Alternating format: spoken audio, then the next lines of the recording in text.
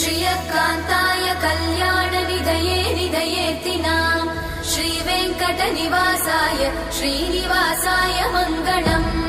लक्ष्मी सविभ्रमालोकसुभ्रूविभ्रमचक्षुषे चक्षुषे सर्वलोकानां वेङ्कटेशाय मङ्गलम् श्रीवेङ्कटाद्रिशृङ्गाग्रमङ्गलाभरणाङ्ग्रये मङ्गलानां निवासाय श्रीनिवासाय मङ्गलम् सर्वावयव सौन्दर्य सम्पदा सर्वचेतसां सदा सम्मोहनायास्तु वेङ्कटेशाय मङ्गलम्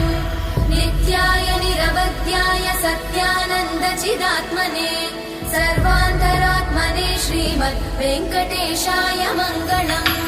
स्वतः सर्वविदे सर्वशक्तये सर्वशेषिने सुलभाय सुशीलाय वेङ्कटेशाय मङ्गलम्।